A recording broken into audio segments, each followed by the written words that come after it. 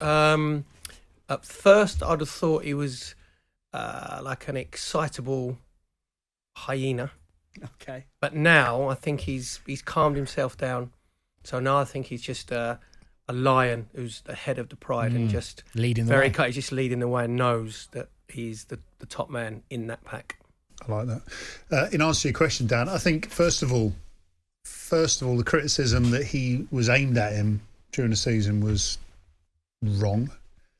I mean, one of the issues you have being the England #1 goalkeeper is that obviously you're going to be under the microscope more than anyone else, perhaps. But I think a lot of the criticism was wrong. The analysis of the goals conceded was wrong, and therefore I defend him for not being as bad as people suggested he was. But again, he was a bit excitable at times, wasn't he? I'll tell you what, if you go through any of the goalkeepers in the Premier League last season, all of them would have done something to give you concern, be it bad goals or whatever. So Jordan Pickford was not unique in his performance throughout the season, but because he's England's #1, I think he got analysed more and arguably badly analysed more. And a lot of this was last year, quite literally calendar year. So going into the Euros, 5-6 months later, to still be thinking about what happened in November was wrong. Having said that, it comes with a lot of pressure. And I think being out injured for a little while, Olsen coming in was possibly the breather that he needed just to get himself physically and mentally right. But in this tournament, outstanding. 5 clean sheets, surpassed Gordon Banks' record in 1966 of 4 consecutive. He beat mine in 2004 of 1. There you go.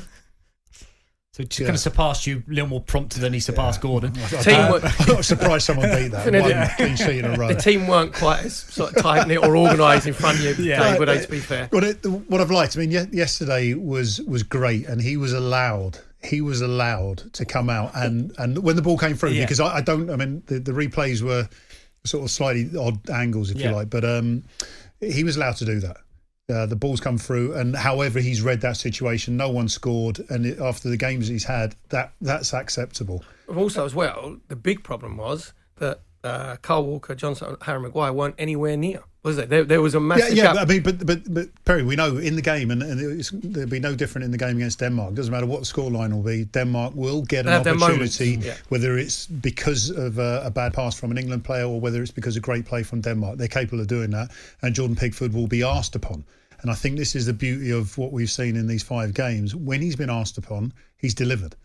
If it's reading a situation, even with the Muller 1-on-1 against Germany, not running out. I mean, if you reverse those 2 decisions, then arguably Muller scores, and perhaps yesterday might have been a goal as well. So what on the Jordan Pickford, when Muller's running through, he didn't make Muller's mind up for him. He made him make a decision by not absolutely. I mean, there's a lot of information being having to be dealt with in a very short period of time. The fact that Kyle Walker's breaking the English 100-metre record on the Great Britain 100-metre record on the recovery, the fact that John Stones is there, the fact that Muller's in the position, he held his ground, and then Muller had to make his decision, which was great goalkeeping. We know that Jordan's been working with a sports psychologist. He said himself, "I'm less hyperactive, I'm less overly emotional." How important is that coming from Jordan? How important is that for England? Well, it's a paradoxical situation. And again, going back to what Gareth has been talking about, the emotions of beating Germany. And I, as a fan, and any England fan out there, I'm looking at you two, you get emotional attached to the results of England, which is perfect. But the best result that England have had was last night, getting into the semi-final of the Euro, or equal to the Euro's best result. You're not allowed to celebrate it the way that you want to celebrate it, because you've got to go and play that semi-final game. So all this emotional control, there has to be a release at some point. And it's, as I say, paradoxical, because for all the success that England have had, 5 clean sheets, everything, all the numbers we've mentioned, you can't fully celebrate. The thing is that you can enjoy the moment. You can enjoy it in the dressing room. It's a difficult. Perry, we come from an age. I started in an age. It was like a half decent performance was well worth 3 pints after the game. Do you know what I mean? It's kind of like, and for a few days after. Yeah, but he would have been, Gareth Southgate, quite rightly, he would have said, enjoy it, because he said in the game before, like, just calm down a little bit, enjoy this moment, enjoy the flight home, which you would do. Yes, a brilliant flight on the way home. Enjoy your warm down day, which you will. Then it's like you can relax a little bit that side. then it's the focus. So you don't celebrate, but you can savour the moment, but that moment's 24 hours. That's it. Exactly, and that's what I'm saying. For the players, each game that they've done with the Germany game, there's a lot of arguably pressure. And I suppose this is where it becomes very subjective. Were the players under pressure against Germany, or do they think, well, actually, we can beat these? Yeah. Were they under pressure against Ukraine, or do they think, actually, we can beat this? So, yes, they're happy that they've got through, but they don't have to have that emotional release. Fascinated to ask you, because it takes a certain character, that's what you are, David, to put yourself in a position where I falter, the country falters. Last line of defence. 99 out of 100 times, if I suffer, the country suffers. Yeah, and it's again a bit of a cliche remark. Goalie makes a mistake, ends up in the back of the net. Well, that isn't true, because yesterday, for example, Jordan, whatever the mistake was, whether it was reading the ball through or just the execution of the clearance, that was a mistake. They didn't score, so you can get away with it. But there's a higher percentage that it's going to cost you. Did you ever wrap your head around, when you're playing in goal for England, if I make a mistake, that could be it? I don't want anyone to go on YouTube after they've looked for 5-star to look at my second half performance against Denmark, because and it's a great question, Dan, because I came on a sub against Denmark a few years ago. England, I think, were 0-0, maybe 1-0 up, I don't know. And I had the worst 45 minutes of any England goalkeeper that I can imagine. Let 4 goals in. The only good part was it would have been 5 if I hadn't have injured Romadal early on in the second half. And I said afterwards I didn't prepare properly and got absolutely lambasted for my comments. But that was the thing. I hadn't prepared for that game properly. I learned from that. And the next time I was on a bench against Ukraine, said to Bridgie, I'll just give you a little story. So we're in a change room. I'm like, do I take this Pro Plus? Other stimulants are available. Sit on the bench, buzzing my nuts off, not go to sleep till 4 o'clock in the morning, or do I not take Pro Plus, get called on after 15 minutes and have a Denmark? I said I better take the Pro Plus. Rob Green got sent off after 15 minutes. What were you doing not sleeping? Why? Pro Plus, it keeps you awake. But it was in order to play, you've got to be ready to play. And that might be after 5 minutes, it might be after 85 minutes. And Denmark, I wasn't prepared to play the second half. Had a nightmare of a game. And against Ukraine in the qualifier, I learnt my lesson. That's the thing. And Jordan Pickford, anyone who's watched under-21s will have seen him come out and clatter into players outside the box. He's learning, and it was just an execution thing, as I say, possibly yesterday, but he's learning. I'd say his young man is 27 years old, so you'd like to think he's getting to that stage. But what he's been doing for England in this tournament, he deserves a record alongside all of that defensive unit going all the way up to the front, because the whole lot of them have been Do you know what, awesome. as well, there's a trust there. Whether we're playing Yes. a back three, whether it's Walker, Stones, Maguire, or it's Stones, Maguire, they trust Jordan Pickford, and he trusts them. Even in the games, you can tell rollicking. There's once that Jordan Pickford rolled a ball, I think it was to Harry Maguire, and Harry Maguire was half on the turn when he sort of kept hold of the ball and he got a foul. You could see him straight away just turn around to Pickford and gave him the biggest volley. He'd say, what are you giving me there for? And he's just like, all right. But they know if they're in trouble, they can go back to Jordan Pickford, whether it's left side or right sided. He's right-sided delivery and clearances on his weaker foot are as good as any other goalkeeper's proper foot. Do you know what I mean? So there's a little trust that they've built up in I that. think Edison might have a little argument with that. But anyway, there's I think it's about consistency. And when you see them arguing, and Rio Ferdinand, for example, when he was in front, he'd have a go at me for not doing things, and you go, right, fine, you're right, good. As long as he was consistent. It's when people stop being consistent and those inconsistencies, like what's wrong with him? Yeah. Why isn't he doing what he normally does? You were all right with Rio shouting at you because he was consistently shouting at you? He wasn't shouting at me all the time. I wasn't making mistakes. Dan, come on. Yeah, but also as well, it's sometimes, and you've played in teams with centre halves or defenders who will have a go at the goalkeeper or shout at the goalkeeper to deflect it from their mistake. But it's about consistency. Yeah. If you know that you, and sometimes it's a sort of reassurance that actually I thought I did that wrong, or I did, because if you do something right, I'm sure Harry Maguire looks at Jordan and goes, superb. Yeah, funds up, or just a little like pat on the shoulder or whatever. You touched on it there, Perry, about the flight home and hoping that would have been a really enjoyable flight home, because just for that period of time, that little bit of pressure has gone, so you can get sort of game heads off. But that's to do with the altitude. Yeah, exactly. Yeah. But you know what I mean when you think that's going to be an excellent dressing room The team spirit's excellent. The bonding's been brilliant. Do you think you're allowed to enjoy? Yeah, you can. You can enjoy, and you can just relax a little bit. But it's a difference between celebrating and enjoying it. Yeah, Dan. What do you mean by enjoy? Yes, that's right. Can you? Because the expectation higher than ever been before. Your expectation and belief oozing out of this country. Euro semi-finals on the horizon.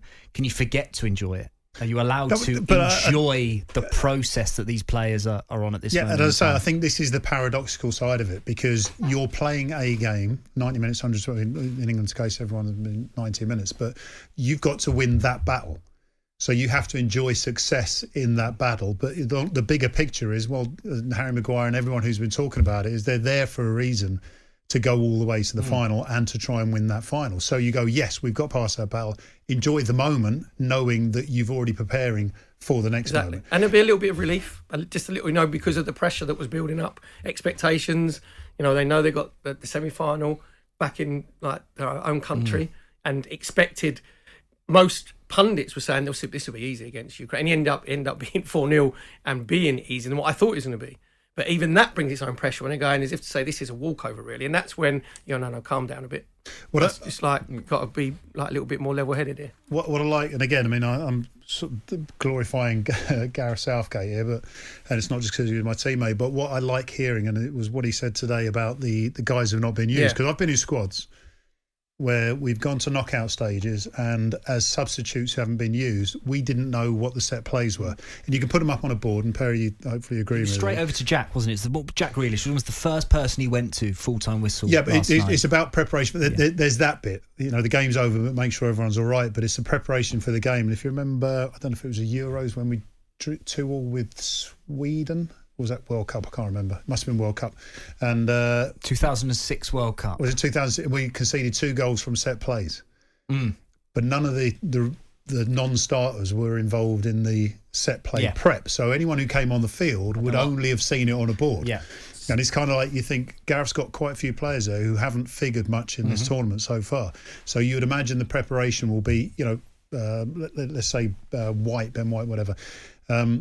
If you go on, you've been practiced in this position. You know what? I find that incredible, what you've just said there at international level, because coming from the club that I came from with George Graham and set pieces, everybody knew where they should be at set pieces and what the rigmarole was, your positional play, whether you're at near post. If you played left wing or right wing or centre forward or centre midfield, it was robotic. You knew exactly where you were supposed to be on every single set piece. What? Imagine the physio or the masseuse doing the crossing in the warm-up for an international game. What, on the set pieces? For England. When was that? Oh, some tournament, I can't remember. I thought he was mucking around. You were saying... No, be serious, yeah. Rod. What was it? He's got a wand of a right foot if he could get it past the penalty spot, but he used to take the crosses for the warm-up. Who was the manager? I tell you, he wasn't English. And what? So then you think set pieces too? We're really tight from set pieces. we ain't scored a goal yet. The world's changed a lot. It's changed a lot. They've all got enough coaching staff. They've got the crosser. Yeah, they've got enough people to cover all the roles. Before we move on as well, we're talking before we came on, David, talking about clicks, and a lot of people saying, well, Gareth's gone in there and got rid of the clicks in the England environment. You said to me, the England setups I was involved with, they didn't have clicks, but the major issue was... Yeah. I mean, everyone talks, and it's been, I'm sure Coley's mentioned it loads of time on the show, about Manchester United bond, if you like, and that sort of distance it seemed to give the rest of the players in the squad. But when they went on a football pitch, I wouldn't say there was really a big problem with it. But I think that it was a distance between the squad of players and the management and the coaching staff. And you look at Terry Venables back in the 90s, I was part of those squads.